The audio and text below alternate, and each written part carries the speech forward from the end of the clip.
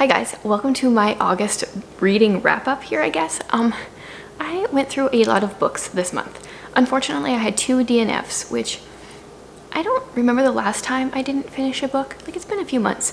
I don't like to DNF a book, but I think there's a time and a place for that, and there's so many good books out there that, you know, I can't push myself to finish books that I'm not enjoying. So I had 2 DNFs, but I also have 2 5-stars that I'm really excited about. And so what I decided to do this month, based on a recommendation I got last month, is I'm going to do this in rating order, I guess. So I'm going to start with my DNFs. Then I have no 1-stars, a couple 2-stars, a couple 3, a couple 4, and then my 2 5-stars. So we're going to go that way. So the first book I did not finish this month was actually a disappointment to me, and that's George Mueller of Bristol. Now, I really like George Mueller's story. I have read the Christian Heroes Then and Now version of the story, so obviously it's like written for like middle grade kids many times. I love how George Mueller started out as a thief and a con man, and God turned him around to a life where he prayed for God to provide for everything. He prayed and God provided food, daily food, for thousands of orphans, and they didn't like do any fundraising or like asking of money at all. You know, his story blows me away. But unfortunately, this one, I just feel like it was very, very, very boring. I think this one was originally written, it doesn't have a date on here, but this is by Arthur Pearson, and he died in 1911. So like, this was written quite some time ago. And I understand that. I see the value in it. It was boring. So, yeah, I quit this book. And I kind of like tried to redeem it, which I'll show you in a bit with another book. But that also didn't work so well. Yeah, so unfortunately this one's, you know, not going to stick around here, which is too bad because I really wanted to like it. My next DNF was one I got from the library a little while ago. I shared a library haul, and this is a book that a lot of people thought sounded really good, and I like totally agreed. I thought it sounded really good, and that is The Zookeeper's Wife. So in this we follow the zookeeper's wife, and this is like a World War II war story where they hid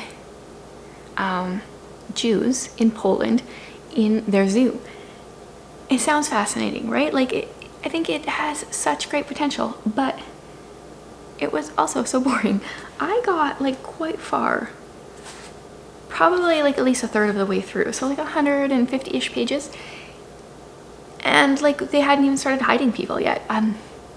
Unfortunately, this was written less like a story and more like a biography, which, I mean, I realized after my library haul, it does say biography on here, so maybe that should have warned me, but I was expecting better things. And I've heard really good things about the movie, so I was like, maybe I'll watch the movie down the road. But yeah, it felt very much like, and then they did this, and then they did this, and I don't know, just like bits of history, but not told in a story in any interesting way at all. Yeah, so DNFs are always disappointing because you don't start a book thinking you're going to hate it, usually. And then it's just too bad when they disappoint. Now we're gonna move on to my like 2-star books. These are like 2/2.5 star. When it comes down to putting them into Goodreads, I might change their ratings a little bit. Speaking of Goodreads, I know some people like say, oh, you don't have your Goodreads link in your like video descriptions, because I know most booktubers do that. And no, I don't. And I don't have my Goodreads link on purpose. A big reason why is because I'm kind of terrible at updating Goodreads, especially since I started BookTube. I'm like really, really behind, and so I don't see the point in having my Goodreads link. Yeah, so I don't have it. It's intentional. Moving on. So the first 2-star here is The Falconer. Now this one was totally a cover buy. And in it we follow a girl who finds out she's a falconer, which means I think she was like one of the last, possibly the last falconer, and that is a person that can kill fairies. Somehow they have like more power than the average person to be able to kill fairies, and there's like this weird romance in this book where she like kind of falls in love with this fairy, and I don't know, it was just like not well written. I mean, I've never heard of it before. I only found this at the thrift store, so it's not surprising to me that this one wasn't great. But I am interested in finding maybe more stories kind of along this vein, that like fairy-esque type stories. But yeah, this was not a win for sure. Oh yeah, okay, my next 2-star here is this George Mueller. So after, this is the Men of Faith, George Mueller, Man of Faith and Miracles. After I DNF'd that other George Mueller one, I was like, well, I just got this one from the thrift store. I'll try this one. It's much shorter, like 150-ish pages. But pretty much all this guy did was he took the Arthur Pearson huge book and he put it into, like, he pretty much just abridged it. That's pretty much what this is, an abridged version of that. So it's also boring, and oh yeah, no, this, I know lots of people really like this Men of Faith series, so maybe these other, like, this is the only one I've ever read. Maybe the other ones are better, but to me, they were just like, it just didn't keep my interest like the Christian hero stories do. And it's a biography and it's a true story, but yet like the other ones are just, I don't know, keep my interest. So yeah, another disappointment, but not disappointed in George Mueller. He's still an awesome guy. Another disappointing book here is Ban This Book. I had really high hopes for this. So we follow a middle school girl who finds out her favorite book, which is From the Mixed Up Files of Mrs. Basil E. Frankweiler, which was one that I read in grade 4, has been banned from her school library because a parent, I think, was maybe angry because my kids are making noise downstairs. They like steal money from the fountain. I think maybe that was like, it was like setting a bad example and all this or whatever. And so it's this huge kind of debate on whether or not books should be banned. And as books are banned from her library, she starts like a secret library in her locker with these banned books. Like, it has a lot of good points to it, but one of the books that are banned in here, I just feel like, I don't think necessarily books should be banned from the library. And they talk about it a little bit in here, like parents should be the ones to say whether or not you can read them. But because of one of the topics of one of the books that are banned in here, talks about that in here, I just feel like this isn't something I'm ready for my kids to read. And it kind of like goes back to the same conversation that this book was having, I was kind of having in my head, like,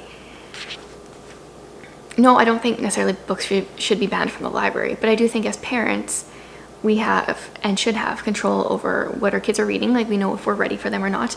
Actually, some of the books that were banned, I think here, were the Goosebumps books. And I remember those books as a, like, you know, kind of like young middle grade kid. Some of my friends read them. Those books, and like, were they like the Chucky books or something like that? And my parents told me I wasn't allowed to read them. Now, when you say that to a rebel, that just means I'm going to find a way to get my hands on them and read them in secret. Unfortunately, like, I should have listened to my parents because they totally gave me nightmares, but my parents never explained, or, okay, adult Chantel doesn't remember my parents ever explaining why I shouldn't read them. And adult Chantel thinks, well, obviously I wouldn't have read it if I knew why. But I don't know if, 9 or 10-year-old Chantel would have agreed with that. Yeah, so this book had really good points.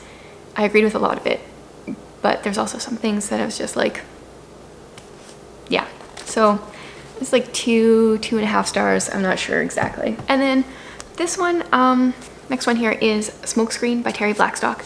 I did a reading vlog where I read a few of Terry Blackstock's books this month, so there's a couple of them scattered throughout. This one, I have really high expectations for Terry Blackstock now. Unfortunately, this turned out to be more of a Christian romance than Christian suspense like her other books are. So that was a little disappointing for me, although I kind of knew from reading the back that's kind of what it was going to be. So in this book, we follow a man and a woman. So they used to be, when they were teenagers, they went on a few dates together. And his dad was the town drunk and her dad was the town pastor. And her dad found out that they were on a secret date one day, and he went to the bar, confronted his dad, and then later that night, her dad ended up dead, and his dad was blamed and went to prison for it. And then as this book starts, he has been released from prison, and they kind of figure out who actually did it, because his dad says he's innocent and has always claimed that he's innocent, and so it's kind of like a bit of that mystery, but more so it's just like them getting to know each other and forgiving each other for things that kind of happened. And yeah, it was a very interesting storyline. I just didn't like that most of it was about their relationship and not about the actual suspense mystery part. Next, we've got a stack of 3-star books. I have 1, 2, 3, 4, 5, 6 3-star books here, so let's jump into them. This first one was on my 5-star prediction list, and it only ended up being a 3-star. And I know this is going against popular opinion, because lots of people love this book, and it is a 5-star book for so many people. I just finished listening to it today, so I listened to it rather than read it, so I don't know if that has something to do with it, but I really had to push myself to finish this book. I was so bored, and I wanted to quit it so bad, but I persisted because I predicted it would be a 5-star book, and because so many other people love it, and I'm kind of ashamed to hold it up. I don't know what I was missing in this book, but I found it so boring. So we pretty much follow this guy, we don't follow him anywhere, as he's on house arrest in a hotel for, what, 35 years or something? And I mean, like, there's some interesting things that go on and whatever, but this was a 17-hour audiobook. By the end, I was listening to it on 3 times speed because I just wanted it to be over. I'm not even sure if I'm going to be able to rate it 3 stars. Like, there was nothing in particular that I didn't like. I just thought it was boring. So this might be like a 2.5 star. Yeah. I don't really have much more to say. And I'm sorry for those of you that like it and are disappointed in me right now. That's the truth. And then we've got another Terry Blackstock book. This is the first book in a series that I read during that reading vlog. So Truth Stained Lies. In this one we start off, we follow a guy who gets an email from his ex-wife, or like, I don't know if they're divorced exactly, but separated. They're in this like heated custody battle, and it sounds like she wants to kind of like reconcile and figure things out. So he gets an email from her, says he's coming, and he pulls up to her house, and a clown like bounds out of the house, and he's like, whatever, he waves to the clown, goes inside, and he finds that she's been murdered. And of course he's blamed because he just has this ridiculous story of seeing this clown bound out of this house. And then we just kind of like follow his siblings as they rally around him and try to prove his innocence. And yeah, there was a lot I liked about this book. This, coming off of the Smoke Screen, which was more of a romance, this felt more like Terry Blackstock to me. So this is more like 3.5, close to 4 stars, I think, for me. I don't do like 0.75, but if I did, this would probably be like 3.75. I really enjoyed it. So yeah, we'll kind of leave that there because I'm going to talk more about the series as the other books come up. And then one I finished last night. This is Nefertiti. So I've put this on my 3-star pile. This is historical fiction where we follow Nefertiti, who was the pharaoh of Egypt at one point. I think this book is very well written. I really struggle with historical fiction when we follow someone that has multiple wives. Now, like, obviously it's history. This is what happened. You can't change this as an author. But like, even when I read like books about King Henry VIII, there's so much conniving and murderous plots and secrets and things that go on, and I hate reading about that. Although I like murder mystery books, but like I'm on like the good side. So there's like so much in here I didn't like to read about, but she did it so well. Like, it is very tactfully done. We actually follow Nefertiti's sister throughout the book. Like, that is the character that we follow. So I think that was a brilliant idea on her part, because if we would follow Nefertiti, we would feel like we would have to agree with all of her decisions. And this way we got to kind of just watch from the sidelines and disagree with some of them. But yeah, I don't know. This actually, I might bump this up closer to a 4-star. I gotta let this sit with me a little more. It's definitely really well done. I just struggle with some things in history. I guess maybe I just don't enjoy reading a ton of historical fiction, so that's part of it. But it was definitely very well written. Another kind of like historical fiction slash biblical fiction is AD 33. So this is Ted Dekker. He has AD 30 and then 33 is like a duology. So obviously AD 33 was the year they assumed that Christ was crucified. So in both of the books, we follow a woman who is part of a desert tribal group. And the desert tribal group, they're really big on like an eye for an eye, a tooth for a tooth. Like, you know, if you kill my sibling, I'm gonna kill your whole family kind of thing. It's just like revenge. And this woman, she meets Jesus, and, you know, he's teaching like, love your enemy. And that is just something that baffles her and their tribe. And so that's kind of where we went with, started kind of in the first book, and it kind of continues in this book. I did find this one kind of boring though. I don't know why exactly. Like, there was definitely interesting parts. Have been reading, I started the New Testament kind of like a couple weeks ago, whatever. So I was reading through Matthew and Mark while reading this book. And so we did follow Jesus as he was like, you know, saying some of his parables and stuff in this book. And I was like, oh, that's cool, because I'm just reading about that right now in the Bible. And I enjoyed that. But I don't know, for whatever reason, I was just kind of sick of the character and the plot. I felt like this one was almost exactly like the other one. I wish we would have been with Jesus more.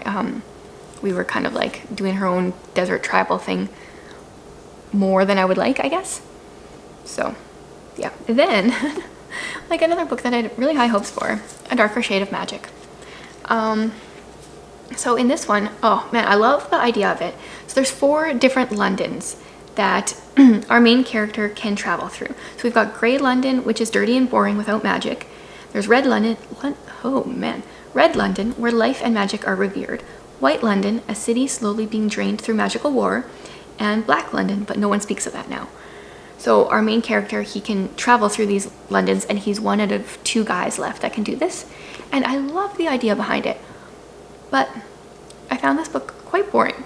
I didn't really care for our main character or the like sub character that was going on. They were just so flat.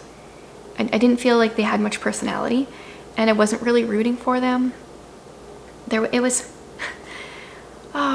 book is almost the biggest disappointment out of all of these, because it had so much potential. Like, I love so much about the idea, and just didn't like how she wrote it.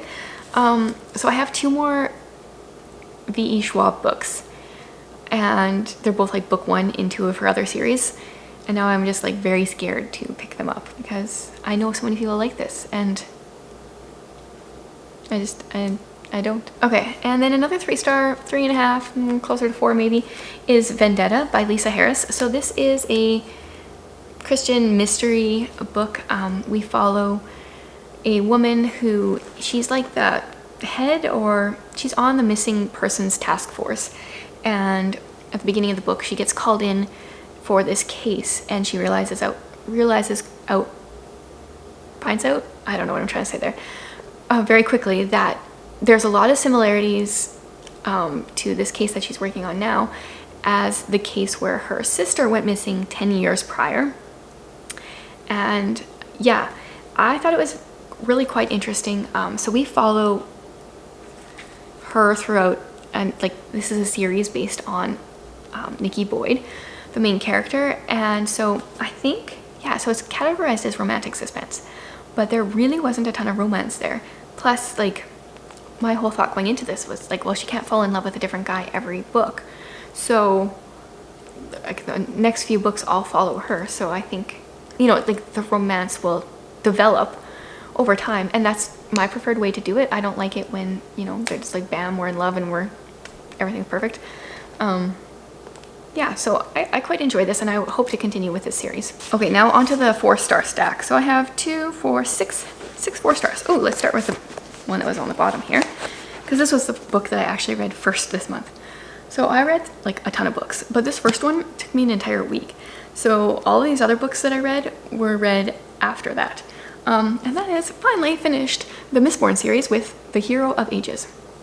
So I started this book in June, and then I didn't have time to finish it in July, and then beginning of August I was like, I have to finish this book. I definitely struggled a lot with the beginning because Sanderson takes all the different characters and storylines and everything that we've been following for the previous 2 books, and he brings it all together. And I know this is only like, I think, a YA series, so I'm like, I can't imagine what he does with his like Stormlight Archive, which is an adult fantasy a story, but this one felt like overwhelming to me. I really don't like to follow too many characters, so I had a hard time getting into it. And then by the end I was like, okay, I got to see how he works this together, because this doesn't, like, I don't know where he's going with this. And he did a really good job, but it was a lot for my brain. And I do plan on reading the Stormlight Archive this winter, so yeah, I don't know. Hopefully I can handle it.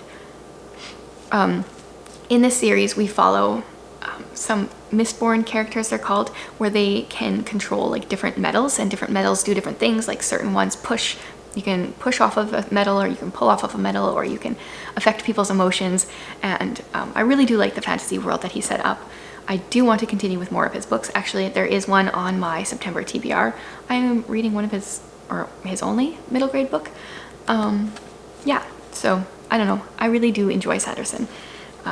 This is gonna go over here where my like Sanderson shrine has started over here. Then is Distortion. So this was book 2 after Truth Stained Lies. And this was like really, like, I feel like Terry Blackstock was like in her stride here. We follow one of the siblings from the first book. And I really can't say a lot because I don't want to spoil anything from the first book, but I feel like this one was like really fast paced. Like we were just constantly learning new things and things were happening, and I really enjoyed this one. And then here, this is the 3rd and final book in that series, and this one really tied everything together from the 1st and 2nd book, and once again was really fast paced. There was lots going on. I really like the main character in this one, the female main character, and I thought things were going to kind of go one way and then kind of went a different way, and I really enjoyed that. And like overall, I really enjoyed her Moonlighter series, and I have a couple more of her series and books that I haven't read of hers that I hope to read eventually. But yeah, I would recommend this series if you like suspense and mystery. Okay, going like a completely different direction. Witchwood. So I read Furthermore, like spring, winter maybe. Really enjoyed it. Witchwood, I really enjoyed it. I really like the humor and just how this author writes. I can't pronounce her name. But my daughter read or listened to this book. I don't know which one, but she read it before me anyway.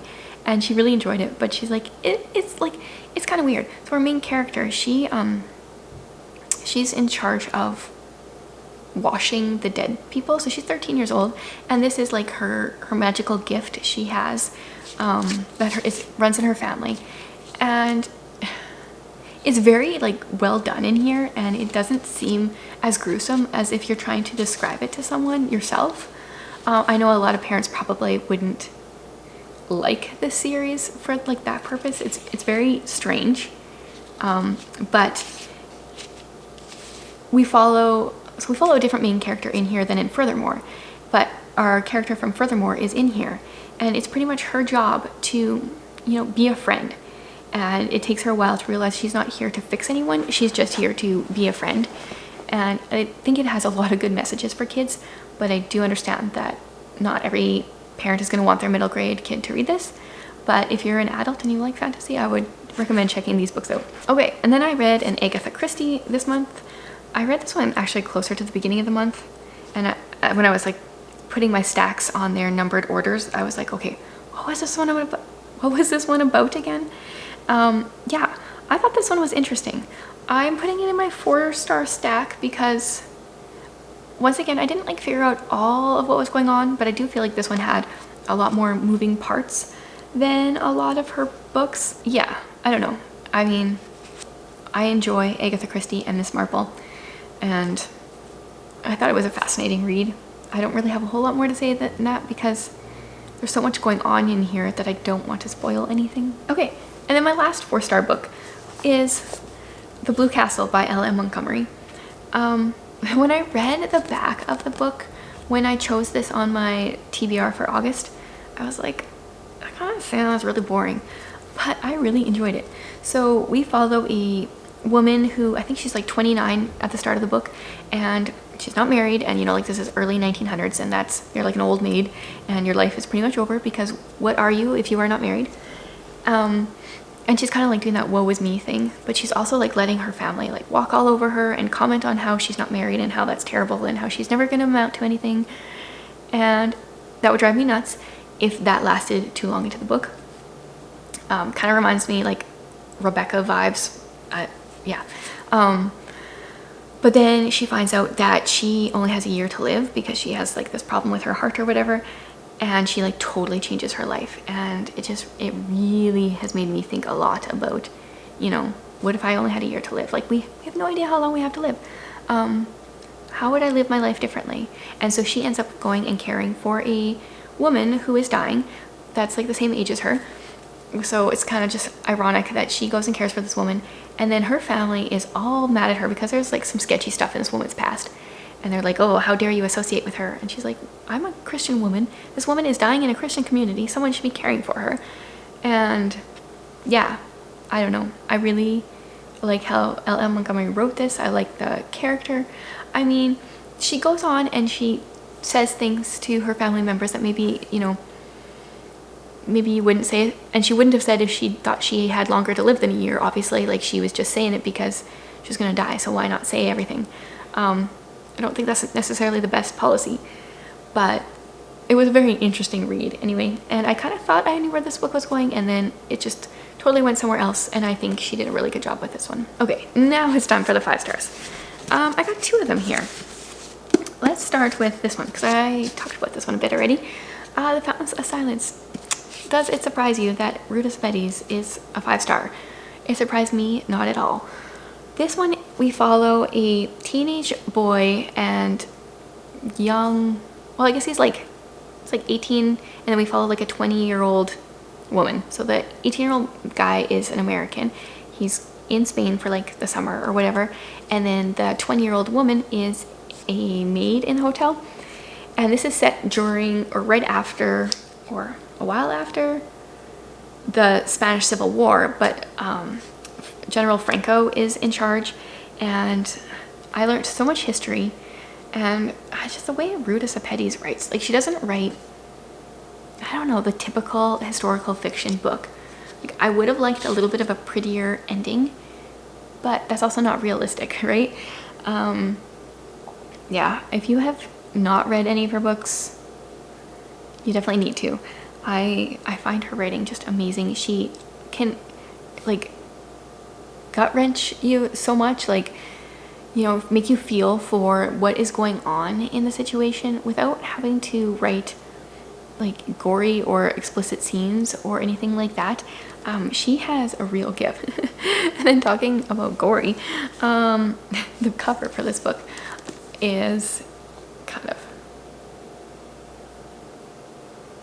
so this is Stepsister. I started listening to this at the end of July, here we go, and finished it at the beginning of August. So this is not quite a Cinderella retelling.